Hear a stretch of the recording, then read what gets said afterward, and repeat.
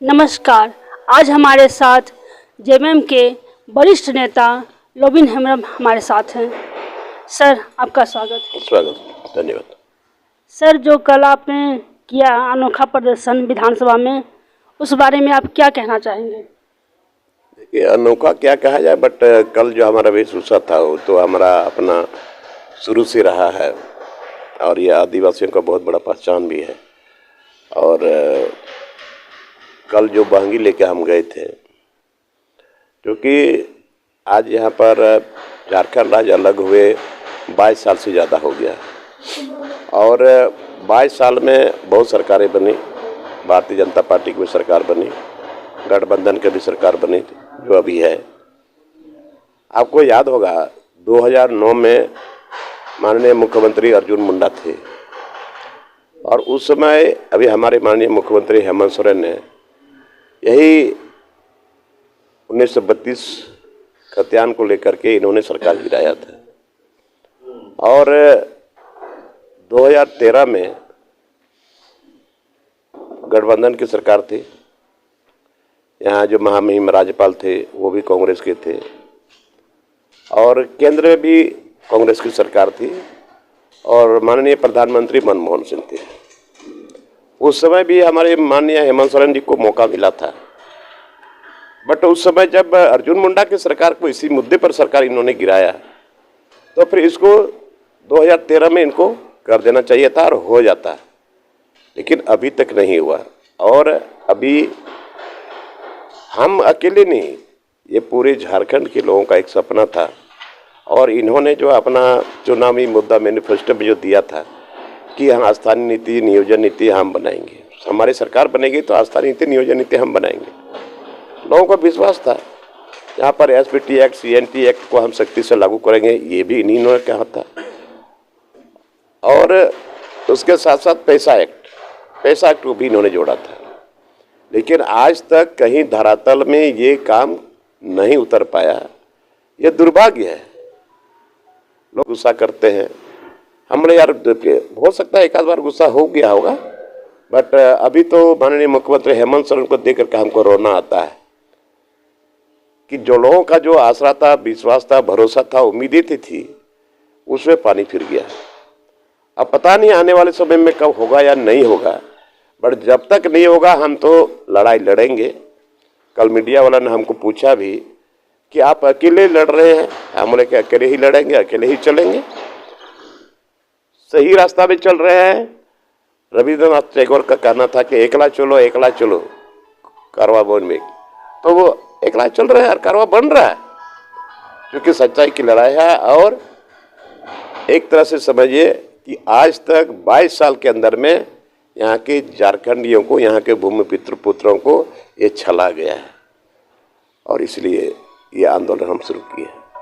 Sir, जो कल रणनीति बनाए थे उसको सक्सेस हुआ, पूरा झारखंड में नहीं मतलब इंडिया में भी काफ़ी आपका नाम रोशन हुआ। उसके आगे की रणनीति आप क्या बनाना चाह रहे हैं?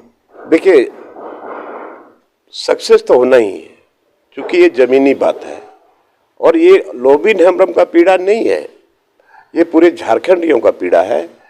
और इसलिए हमको परवाह नहीं है कि भाई कोई खुश होगा या नहीं खुश होगा, बट हम अपना सही मार्ग पर चल रहे हैं। निश्चित तौर पर हमको विश्वास है ये बहुत बड़ा आंदोलन का रूप लेगा, बहुत बड़ा आंदोलन का रूप लेगा। सर, झारखंड में आदिवासियों का हर जगह जमीन का लूट खसोट चल रहा है, जहां देखो तहां, उस पर आप क्या करना चाहेंगे? देखिए, ये 2 एक्ट है, इधर छोटानागपुर में सीएनटी एक्ट है और हमारे उधर संताल परगना में एसपीटी एक्ट है। और यही एसपीटी एक्ट जो यहाँ के आदिवासी मूलवासी का ये कवच है, बचाव कवच है। और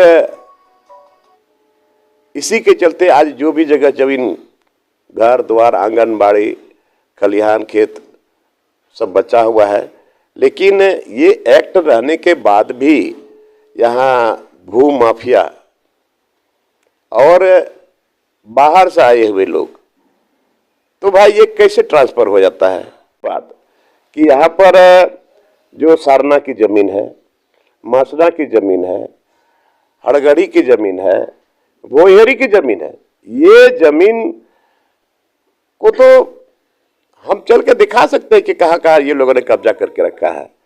तो ये सरकार की आंख के नीचे सारा चीज हुआ है, नाक के नीचे हुआ है, और ये सरकार के लिए एक लेसन है कि आखिर हुआ तो क्या हुआ, और इसी का लड़ाई हम लड़ रहे हैं।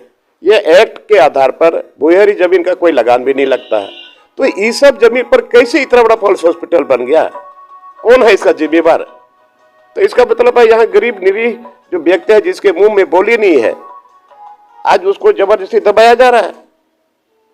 तो इसको लेकर के हमको आंदोलन करना ही करना है। और 18 मार्च को बहुत बड़ा एक आंदोलन होने जा रहा है, और वो जमीन से बेदखल, चाहे वो कोयला खदान से हो, चाहे पत्थर खदान से हो, चाहे किसी के बलपूर्वक किसी के जमीन को छीना गया, वैसे वैसे लोग जुटेंगे और उसमें सरकार को हम लोग दबाव देंगे कि आखिर ये सरकार बनी है। ये राज्य भी अलग हुआ था, इन्हीं लोगों के लिए राज्य अलग हुआ है, लेकिन राज्य अलग होने के बाद भी यहाँ के लोगों को अभी तक कुछ नहीं मिला। सर, झारखंड में फिलहाल में अपराधियों का काफ़ी बलबला चल रहा है। अभी हाल में ही देखिए, बड़कागांव प्रतिनिधि जो विधायक प्रतिनिधि, उनका दिन दहाड़े मर्डर हो गया है, तो उस पर आप क्या कहना चाहेंगे? देखिए, इस बार तो पुलिस प्रशासन को सशक्त रहना होगा, और नहीं तो दिन दहाड़े इस तरह हो, ये तो अच्छी बात नहीं है, और कानून को अपने हाथ में किसी को नहीं लेना चाहिए, और इस पर पुलिस को तत्परता के साथ उस पर कार्रवाई करनी चाहिए, दैनिक कार्रवाई होनी चाहिए। आए दिन दुर्व्यवहार हो रहा है, जैसे मेरे साथ ही कलकत्ता में हुआ, और हम इस पर झारखंड के बड़े बड़े नेताओं ने प्रतिक्रिया दी, लेकिन हमने डीसी को ज्ञापन भी दिया, मुख्यमंत्री जी से टाइम मांगा, हमें बुलाया गया, मतलब कंफर्म हुए कि हाँ आना है। वहाँ जाके पता चला कि कोई कॉल ही नहीं है। यहाँ हमसे रोज़ मतलब कि बातें हो रही थी, और हमें वहाँ जाकर भी 2-3 घंटे बिठाया गया कि हाँ आपसे मिलाएंगे, ये करेंगे। तो इस पर आप क्या कहेंगे?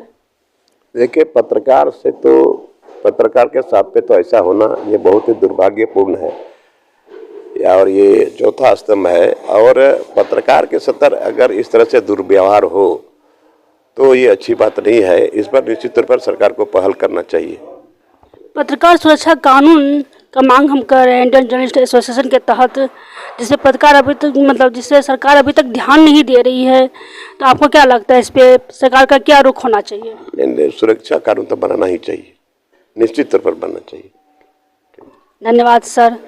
सर, अपनी बातों का बेबाकी से कहें, जो उनका था पक्ष उन्होंने अपने रखा, और ये थे हमारे साथ विधायक लोबिन हेम्ब्रम जी। नमस्कार।